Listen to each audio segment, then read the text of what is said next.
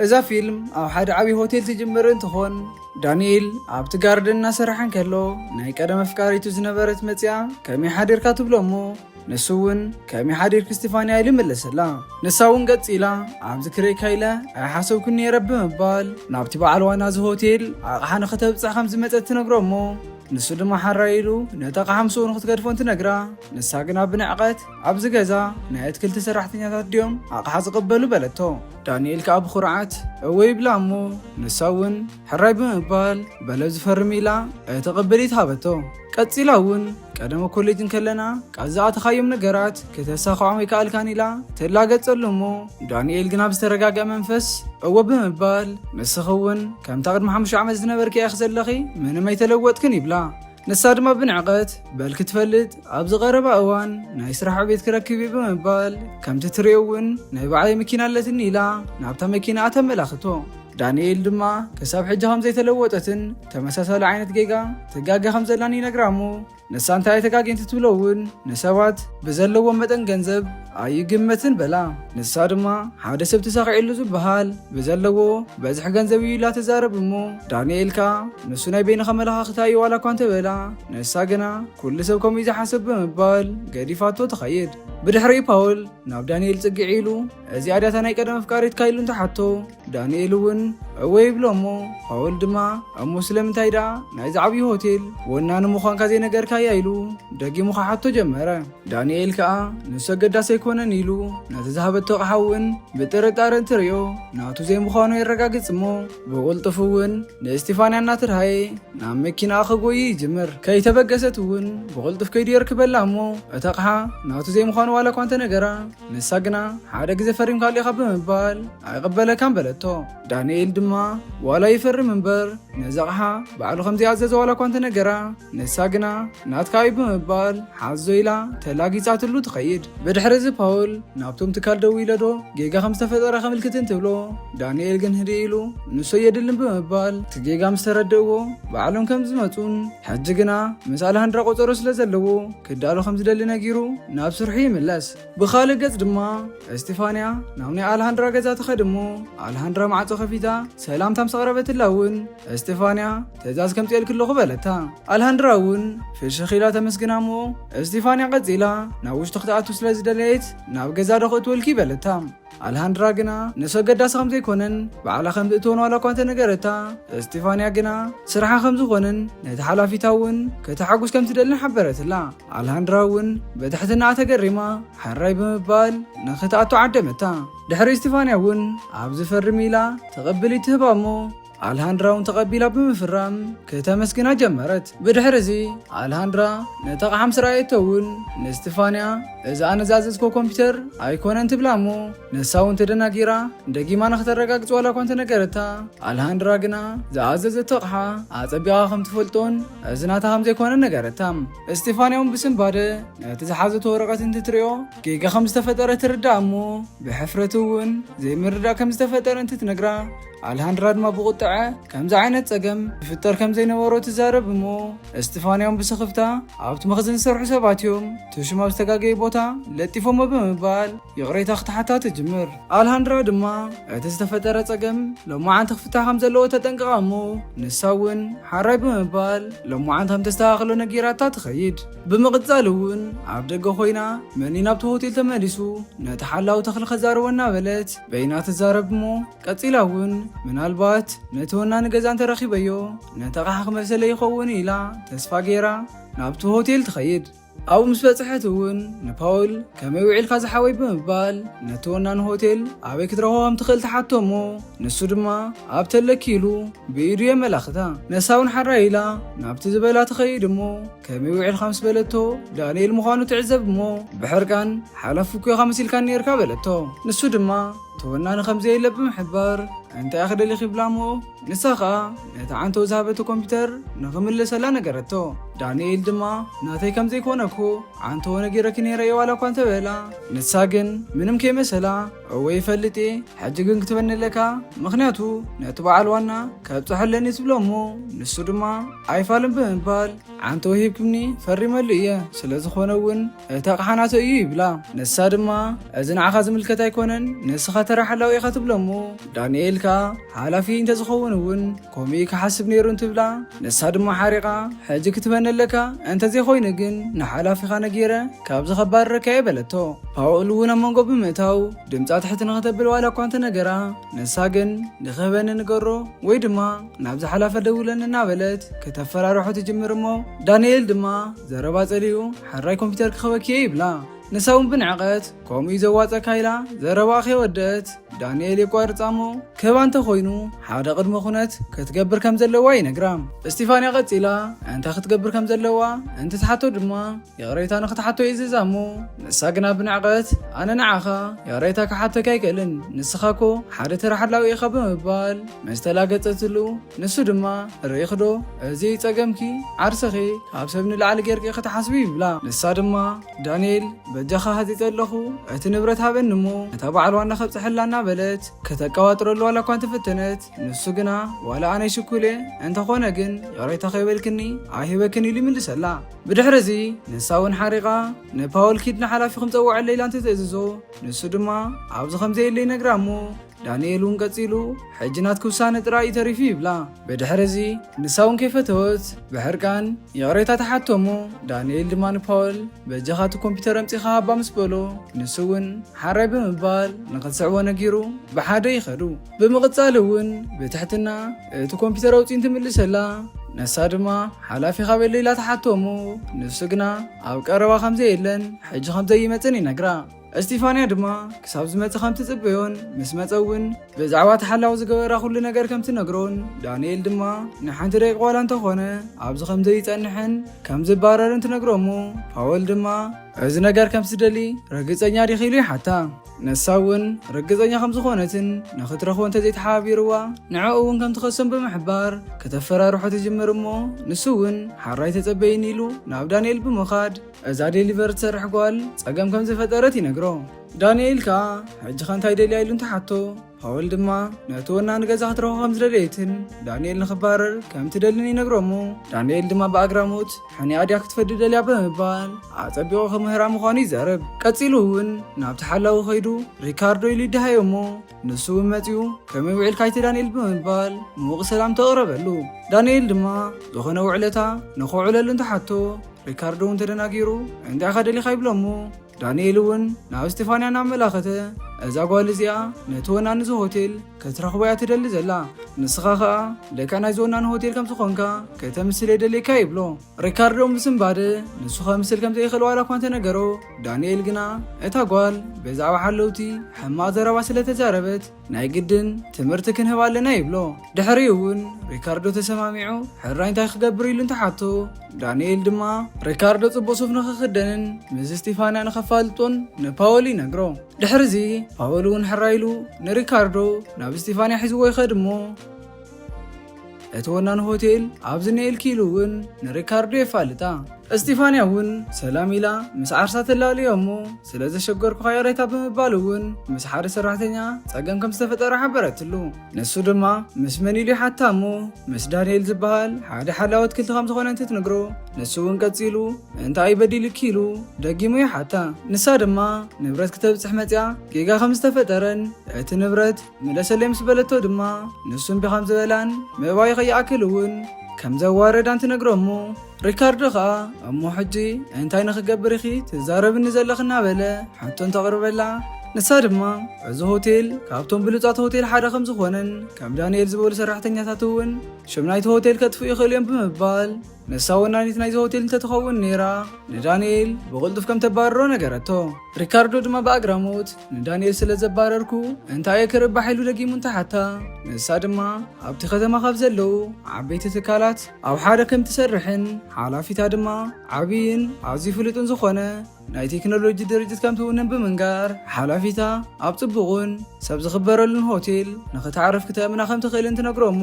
ቀፂላ እውን ከምቲ ሓላፊታ ዝበሉ ብሉፃት ሰባት ናብዚ ሆቴል እንተመፂኦም ንዕኡ ፅቡቅ ምዃኑ ሓበረትሎ። ንሱ እውን ብሓሶታ እናተገረመ ሓቂ ኺኢኺ ይብላ እሞ ንሳ እውን ቀፂላ ንስኻ ዓብዪ ቢዝነስማን ኢኻ ብምባል ከም ዳንኤል ዝበሉ ዘይተምሃሩ ሰባት ድማ ኣብ ከምዚ ዓይነት ቦታ ክኾነ ይግብኦም ንዝበለቶ ንሱ እውን ሓራይ ብምባል የቕሬታይ ንኽገልፀልኪ ኣብዚ ባር መስተ ንኽጋብዘክን ብዛዕባ ተዘባሮ ወዲ እንተተማኸርናን እንታይ ይመስለኪ ይብላ። ንሳ እውን ፍሽኽ ብምባል ፅቡቕ ሓሳቢ እንትትብሎ ሪካርዶ ድማ ንፓወል ናይቲ ገዛ ብሉፅ ዝበሃል መስተ ንኸቕርበሎም ይእዝዞሞ። ፓወል እውን ሓራይ ብምባል ከም ምፅእ ምዃኑ ነጊርዎም ይኸይድ። ክልቲኦም እውን ኮፍ ንኽብሉ እንትኸዱ ዳንኤል ድማ ብድሕሪት ኮይኑ እናረኣየ ብኣግራሞት ክስሕቕ ይጅምር። ድሕሪ ዝተወሰኑ ደቃይቕ እውን ፓወል ናብ ዳንኤል ኸድ እሞ ፀገም ከም ዝተፈጠረ እንትነግሮ ዳንኤል ከዓ እንታይ ይብሎ እሞ ፓወል ከዓ ቀፂሉ እቲ ሓላወት ክልቲ እቲ ክቡር ዝበሃል መስተ ከም ዝኣዘዘን ደራር ክጋብዘኪ ከም ዝበላን ይነግሮ። ዳንኤል እውን እናሰሓቐ ይኹን ደሓን ብምባል ምስ ከምኦም ዓይነት ሰባት ኣይቐርብን ትብል ነበረት ጓል ሕጂ ግን ራእያ ምስ ሓደ ሓላወላ ይብሎ እሞ ፓወል እውን ዘገርሚ ብምባል ሕጂ እንታይ ክገብር ከም ዘለዎ ይሓቶ። ዳንኤል ድማ ሃንደበት ንኣልሃንድራ ክትመፅእ ስለ ዝረኣያ ንግዚኡ ሱቕ ንኽብል ብምንጋር ሕጂ ጋሹ ክቕበል ከም ዘለዎ ነጊሩ ናብ ኣልሃንድራ ይኸይድ። ናብኣ ምስ ከደ እውን ሰላምታ የቕርበላ እሞ ንዕድሚኡ ተቐቢላ ስለ ዝመፀት እንተመስግና ንሳ እውን ስለዚ ዓደምካኒ የቕኒየለ ይበለቶ። ንሱ እውን ቀፂሉ ምሳይ ንዒሉ ኢዳ ሒዙ ንኽትስዕቦ ይነግራ እሞ ናብ ውሽጢ ምሳተው ድማ ወንበር ሲሒቡ ብኽብሪ ኮፍ የብላ። ንሳ እውን ፍሽኽ ኢላ የቕኒየለ ምስ በለቶ ዳንኤልን ኮፍ ድሕሪ ምባሉ ንስኺ ትመስሊ ፅቡቕቲ ጓል ንኸማይ ዝበለ ወዲ ዳግማይ ቆፀሮ ተቐቢልክኒ ምምፃእኺ ኣገሪምኒ ይብላ እሞ ንሳ ከዓ ሓድሽ ሰብ ክትፋለጥን ከላ መልክዕ ንዓኣ ትርጉም ከም ዘይብሉን ብዙሕ ከም ዘይትግደሰሉን ነገረቶ። ንሱ እውን ኣስዒቡ እንታይ ዳ ይስሕበኪ ኢሉ እንተሓታ ኩሉ ግዜ ተስሓቐኒ ማራ ይስሕበኒ ኢላ ትምልሰሉ እሞ ንሱ እውን ብተሓጓስ ኣነ ብዙሕ መስሓቂ ሰብ ኣይኮንኩን ግን ንዓኺ ክብል ንኸስሓወኪ ናይ ዓቕመይ ክፍትን እየ ይብላ። ንሳ እውን ንስኻ ኸ እንታይ ይስሕበካ ኢላ ምስ ተሓቶ እውን መንነተይ ዝፈትወለይ ሰብ ኣዝየ ዝፈትዩ ይልምልሰላ። ኣልሃንድራ ድማ ኣፀቢቖም ዝፈለጥኩኻ መንነትካ ክርእየ ትብሎ እሞ ንሱ እውን ነተ ውሽጠይ ዘሎ መንነት ከም ትፈትውዮ ተስፋ ይገብርን ትብላ። ንሳ እውን ፍሽኽ ኢላ ኣነ እውን ተስፋ ይገብር በለቶ። በቲ ሓደ ወገን ድማ ፓወል ንሪካርዶን እስጢፋንያን ዋይን ሒዙ ብምምፃእ ናይዚ ገዛ እቲ ዝኸበረ ዋይን ኢሉ እንተቐድሐሎም እስጢፋንያ ድማ ንሪካርዶ እዚ ስለ ዝገበርካለይ ብጣዕሚ የቕኒየለይ በለቶ። ንሱ ድማ ፀገም የለን ብምባል እዚ ወይኒ ካብቶም ክሳብ ሕጂ ዝፈተኖም መስተታት እቲ ጥዑም ከም ዝኾነ ይነግራ። ንሳ እውን ነቲ መስተ ሒዛ ተጫንዎ እሞ እዋ ሓቂ ኢኻ ጨንኡ እውን ሰሓቢ ምስ በለቶ ሪካርዶ ከዓ ንኸማኸ ዝበለት ፅቡቕቲ ጓል እዚ እውን እንቲ ንእሳ ይብላ እሞ ንሳ እውን ተገሪማ ናይ ብሓቂ ፅቡቕቲ ምዃና ዝሓስብ እንተኾይኑ ተሓቶ። ሪካርዶ ድማ እወ ሽኮሪና ጓል ኺኢሉ ይረጋግፀላ እሞ ንሳ እውን ፍሽኽ ኢላ እንተተመስግኖ ንሱ ቀፂሉ ብኸምዚ ዓይነት መንገዲ ምርኻብና ናይ ፈጣሪ ስራሕ ብምባል ቺርስ እናተባህሉ ክሰትዩ ጀመሩ። ሪካርዶ ግና መስተ ስለ ዘይለመደ እቲ መስተ ክሰትዮ ከሎ ይሕነቕ እሞ ንሳ እውን ሰንቢዳ መስተ ሰቲኻ ይትፈልጥ እንዲኻ ኢላ እንተተሓቶ ንሱ ድማ ኣይፋልን ብምባል ምስ ከማኸ ዝበለት ሽኮሪና ጓል ካብዚ ሰቲ ብዙሕ ዓመት የገይረ ኢሉ ከስሕቓ ይፍትን። ንሳ እውን በቲ ተዛረቦ ፍሽኽ ድሕሪ ምባላ ከምዚ ምባል ተብዝሕ እንተኾንካ ትደልየኒ ዘለኻ ኮይኑ ክስምዐኒ ትብሎ እሞ ንሱ እውን ብኹርዓት እወ ኣነ እውን ከምኡ ክስምዐከ ዝደሊ ብምባል ከም ዝፈተዋ ይሕብረላ። ድሕሪ ንሳ እውን ንኣድናቆ ተመስኪና ኣብ መኪና ሓደ ዝረሳዐቶ ወረቐት ከም ዘሎ ብምንጋር ንኽተምፆ ክትኸድ ከም ዘለዋ ተሓቶ እሞ ንሱ እውን ሓራይ ምስ በላ የቕሬታ ኢላቶ ትኸይድ። ብኻልእ ገጽ ድማ ዳንኤልን ኣልሃንድራን እናሰተዩ ድሕሪ ምጽንሖም ዳንኤል ናብ ሸዋ ክኸድ ከም ዝደሊ ነጊሩ የቕሬታ ሓቲትዋ ይኸይድ። ነዚ ክርኢ ዝፀንሐ ፓወል ከዓ ናብ ሪካርዶ ይኸድ እሞ ሪካርዶ እውን ንፓወል ተዋሶይ ከመይ ርኢኻ ኢሉ እንተሓቶ ፓወል ድማ በዚ ክእለትካ ፊልም ክትሰርሕ ኣለካ ኢሉ የደዓዕሶ እሞ ሪካርዶ እውን ብዓርሲ ተሓቢኑ እሞ ዳንኤል መሃያ ዝውስኸለይ ዶ ይመስለካ ኢሉ ይሓቶ። ፓወል እውን ፍሽኽ እናበለ እወ ክውስኸካ ይኾኑ ኢሉ መለሰሉ። ብድሕሪ እስጢፋንያ ናብ መኪና እንትትኸይድ ንኣልሃንድራ ትሪኣ እሞ ብስምባደ ሰላሕ ጉድም እናበለት ተመሊሳ ነቲ ኮምፒተር ሒዛቶ ብምምፃእ ወይዘሮ ኣልሃንድራ ኮምፒተር ከምፂአልክየ በለታ። ንሳውን ሰንቢዳ ኣብዚ እንታይ ትገብር ከም ዘላ ተሓታሙ እስጢፋንያ ድማ እቲ ዝተፈጠረ ኩሉ ነገር ከተረዳኣ ድሕሪ ምጽናሓ ሕጂ ነቲ ኮምፒተር ስለ ዘምለሰቶ ናብ ገዛ ከተብፅሓላ ትደሊ እንተኮይና ተሓታ። ኣልሃንድራ እውን እወይላ ጽባሕ ንገዛ የምፅለይ እናበለታን ከላ ኣብ መንጎዚ ሃንደበት ዳንኤል ይመጽእ እሞ